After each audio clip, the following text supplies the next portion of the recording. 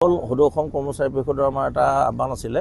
আমাৰ সদৌ অসম কৰ্মচাৰী পৰিষদে আমাৰ যিসকল কৰ্মচাৰী তেওঁলোকক যিহেতু আমাৰ পুৰণা পেঞ্চন নীতি আছিলে এইটো প্ৰত্যাহাৰ কৰি নতুন পেঞ্চন নীতি আধাৰত আমাৰ কৰ্মচাৰীসকলক লৈ গৈছে।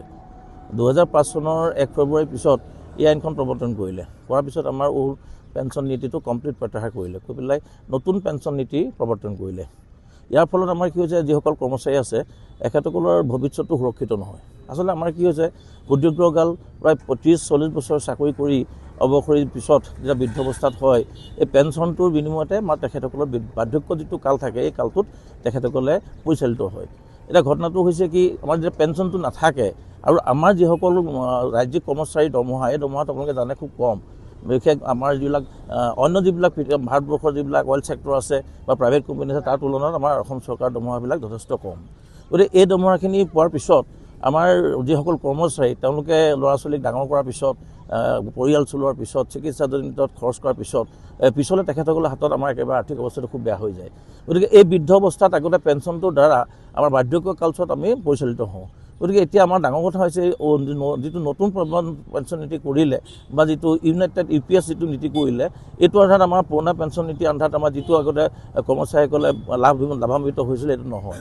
গতিকে আমাৰ এতিয়া কৰ্মচাৰীসকলৰ এটা আমাৰ দাবী আছে।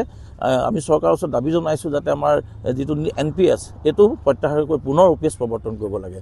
আমি এতিয়া অসম চৰকাৰৰ ওচৰত আমাৰ কৰ্মচাৰী পৰিষদৰ ফালৰ পৰা বিভিন্ন ধৰণৰ আমাৰ স্মাৰকপত্ৰ প্ৰদান কৰিছোঁ। গতিকে অতি শীঘ্ৰে যাতে কৰ্মচাৰীসকলৰ সুৰক্ষিত ভৱিষ্যতৰ কথা চিন্তা কৰি এই OPSটো পুনৰ প্ৰৱৰ্তন কৰিব লাগে। NPS নেশ্যনেল পেঞ্চন স্কিম আৰু UPS ইউনিফাইড পেঞ্চন স্কিম আমাৰ সদৌ অসম কৰ্মচাৰী পৰিষদৰ একমাত্ৰ দাবী। আমাৰ দাবী যে এই NPS আৰু UPS যি ব্যৱস্থা, এই ব্যৱস্থা প্ৰত্যাহাৰ কৰি অসম চৰকাৰে আমাৰ এই কৰ্মচাৰীসকলৰ অসম চৰকাৰৰ অন্তৰ্গত সকলো কৰ্মচাৰীৰ ক্ষেত্ৰত OPS পুনৰ প্ৰৱৰ্তন কৰিব লাগে। এই দাবী ৰাখিয়ে আমি আজি সদৌ অসম কৰ্মচাৰী পৰিষদৰ আহ্বানৰ প্ৰতি সঁহাৰি জনাই প্ৰত্যেক জিলা কৰ্মচাৰী পৰিষদৰ তৰফৰ পৰা আমি দুঘণ্টীয়াকৈ আজি অৱস্থান ধৰ্মঘট পালন কৰিছোঁ। আৰু সেই তাৰ লগত সংগতি ৰাখি আমি শিৱসাগৰ জিলা কৰ্মচাৰী পৰিষদেও আজি OPS পুনৰ প্ৰৱৰ্তনৰ দাবীত আমি দুঘণ্টীয়া আজি এই ধৰ্মঘট কাৰ্যসূচী পালন কৰিছোঁ। আনহাতে পৰিতাপৰ বিষয় যে আমাৰ 2013 চনত যিবিলাক বিদ্যালয় প্ৰভিন্সিয়েলাইজ হৈছিলে, সেই বিদ্যালয়বিলাক কিন্তু 1983 চনত মানে এষ্টাব্লিছ হোৱা বিদ্যালয় আছিলে। আৰু যিখিনি বিদ্যালয়ে 2010 চনত আহি ফাইনেন্সিয়েল এছিষ্টমেণ্ট গ্ৰাণ্ট পাইছিলে আৰু 1979 চনতে সেই বিদ্যালয়বিলাকে এডহক গ্ৰাণ্ট পাইছিলে।